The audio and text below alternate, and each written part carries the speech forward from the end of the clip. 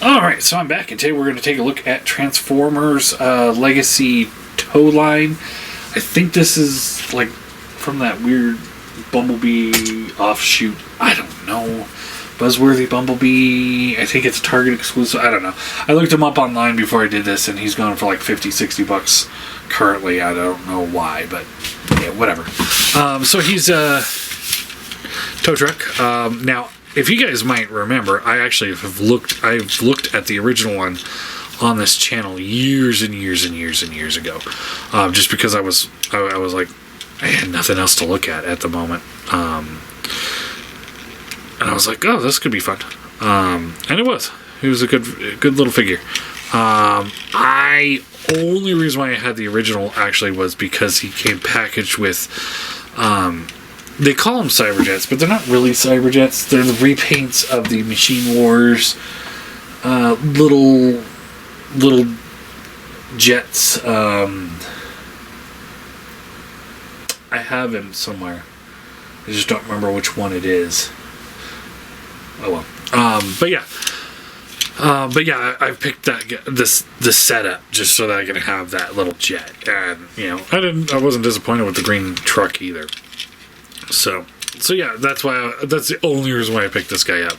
It's because I had some novelty to it, and I'm happy I did. There are 3 versions of this mold out there currently. One is a Decepticon, which I passed on because I was like, I don't know what that is. And one which is a Junkion. I almost picked that up by mistake because I thought I was getting this one.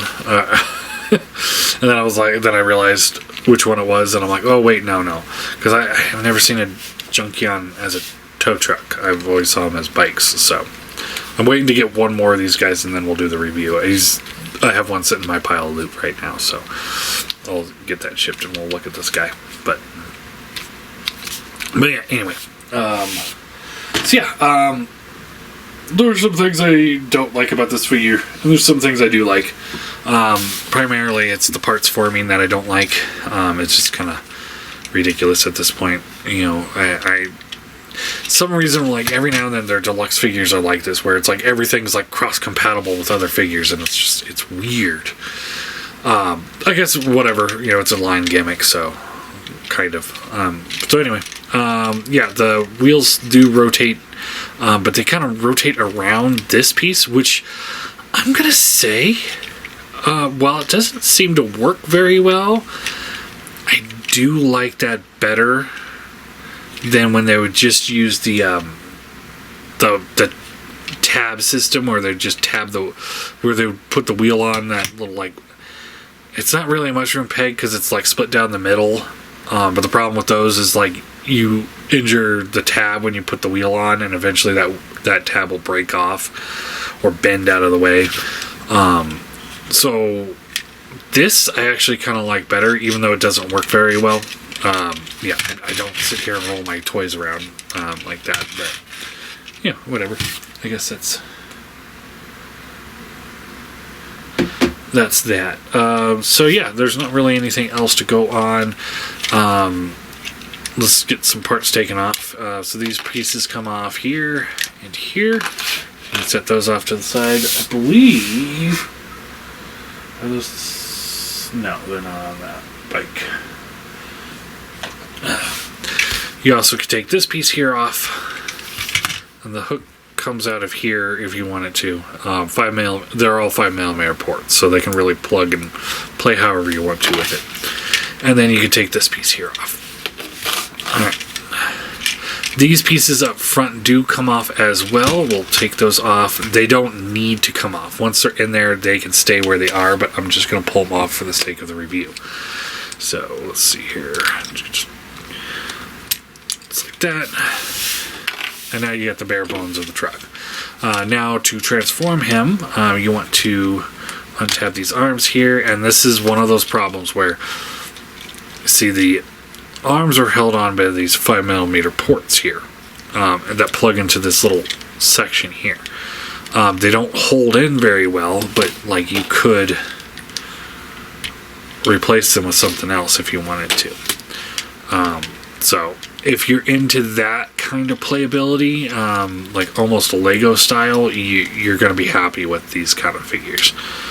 I'm not so much, but, you know, I can get over it. You know, it works really well with that Junkion theme that they were going for with the original mold. But, you know, whatever. That's not who this character really is, but I'm okay with it still. Anyway, pull this back. Flip the head forward. This comes up.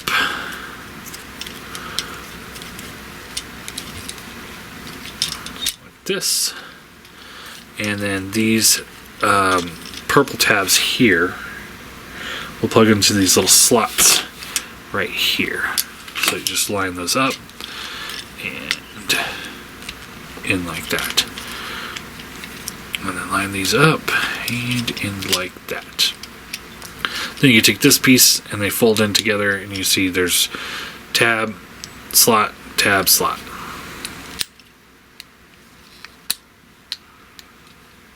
Just like that. Flip out the waist, untab the feet. The legs do pop off at the bottom in case you want to do that as well. And then you can take the feet here and go. And you just kind of position them as you want.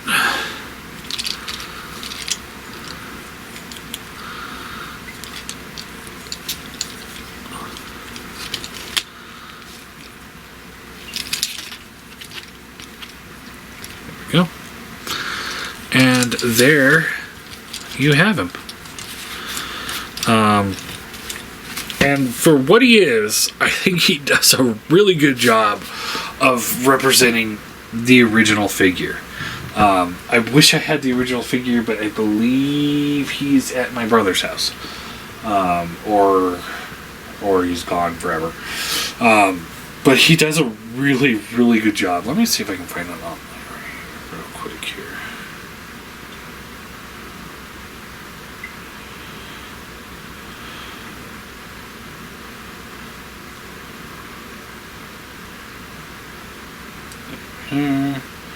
So here he is, just like that. So I mean, not perfect.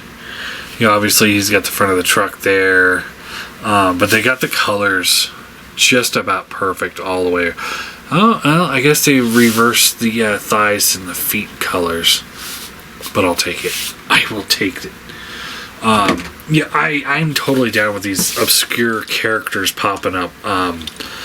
You know, I was kind of saying this with the G-Axis review a little bit ago, just how I'm totally down with these obscure characters as opposed to, you know, getting the $600 to $180 trail breaker figure. Like, seriously, how many fucking Masterpiece trail breakers do we fucking need? Seriously. I mean, they just kept coming. And with the Trailbreaker, there has to be the hoist. And then there has to be the red-orange one, or whatever his name was. I don't even fucking know. It's like they're just doing the repaints because it's like, oh, hey, we've got the mold. We've got to try and beat it to death. And then Hasbro's over here like, hey, you remember toe line from RID? We're going to go ahead and make him. And so it's just, you know, this is kind of fun. Posability wise, head is just on a swivel. Looks left and right. It looks just like the original toe line figure. It's great. I love it. Shoulder rotates around and then it hinges out. There is a bicep swivel and a bend at the elbow. Actually, it's got a double hinged elbow. Wrist swivel. Waist swivel, no ab crunch, but I mean, come on. Hips up to there, back to there, out to the side. There is a swivel right above the knee. So there is essentially a thigh swivel. Bends at the knee, pretty good range. Feet, they're they're going to be doing whatever you need them to do. So you got rocker to the side, all the way in, tilt forward. He's got a hinge up here and here, so you can really get this foot into any position you need it to. And then you could also, if you wanted to, collapse it down. So he's got like a wider stance, but shorter stature.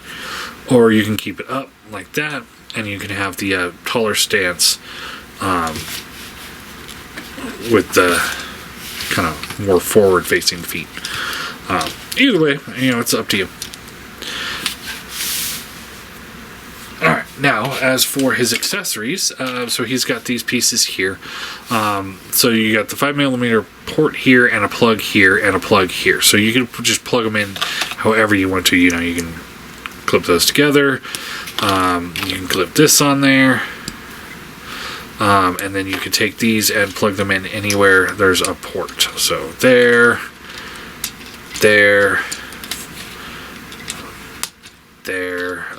He's got one on the back of his elbow here. The wheel. You can wedge it in here if you want to. Inside the thigh. But I am going on the back. That's where I'm going to put them. I think this way looks the best. So I'm going to put those there. So he's kind of got like the smokestack look going. You then have his little toe line hook, which I'm just going to plug in here, I think. Not really the best place for it. Just kind of out of the way the best you can, really. He also got these pieces. You can plug those into his forearms to give him like what look like little missile pods or little lasers, if you want to. Personally, I like to keep them where they were, like I said, because they stay out of the way and they don't hinder posability or transformation. And then you could just do that, and it kind of fills in that little gap on his legs there. Then you can take this piece, plug it in as kind of like a pseudo shield, and yeah, that's toe line. Skill wise, there he is with the Seeker. So he's just a shorter deluxe, but yeah.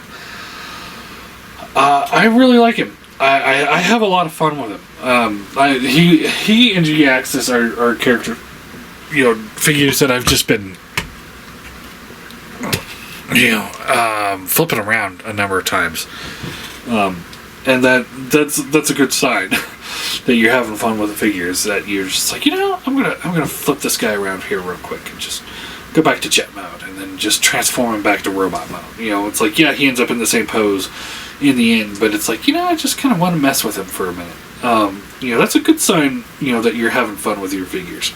I wasn't having that same kind of enjoyment with a lot of the MP figures. I know it sounds like I'm just trying to justify my decision, but I am. I kind of am. But yeah, they've been fun to mess with, and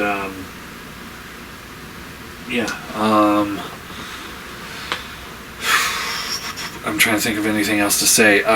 Negatives on him is, I wish the shoulders, I wish he didn't have the gimmick of falling apart. That really does kind of hinder it for me. I wish he was just solid built. I don't like, when you try to manipulate the arms into the transformation for truck mode, they have a tendency of popping off because of that gimmick, and that purple plastic is really smooth and shiny, so it doesn't hold in very well. The legs aren't so much of a problem. They don't pop out very often, but they do, so they can. So you just be mindful of this stuff. Other than that, his transformation's fine. It's a little awkward. I don't like parts forming at all. You don't technically have to parts form a lot of it. Like, you could get away with it, but I I don't think it would really work too well. Ultimately, I think he's all right. I don't have much negative to say about him. I'm gonna see if I can give him this gun and see how that looks. Yeah, all right. He just stole GX's gun. So yeah, I am. There, like I said, there are 3 repaints of this mold. There's a Decepticon, there's Junkion, and then there's him. And I'm glad I waited and got him instead of the other ones. But I do hope that we see some more obscure characters from other repaints or brand new molds like GX this year. Yeah, I got nothing else to say. I think he's good. He's a fun figure. I'll give him an 8 out of 10. Just know he's got some faults, and I would not pay over retail though. That's a big thing. Like, if these prices are true, where I'm seeing some of them going to the, couple $100 range, or not $200, but going up to like $40 to $60. 2 to 3 times the cost of this guy which he's out now. That's just stupid. So I can't recommend him. I can't recommend him for over retail. But if you can find him at retail, I recommend just go ahead and grab him. It won't hurt you, and it's not like it's going to hurt the wallet too bad. $25 is not bad. And then for all you guys that are collecting MPs, maybe someday you'll get a tow line. I doubt it though. Yeah. But yeah, like I said, I'm enjoying these obscure characters. It's kind of fun. Something different.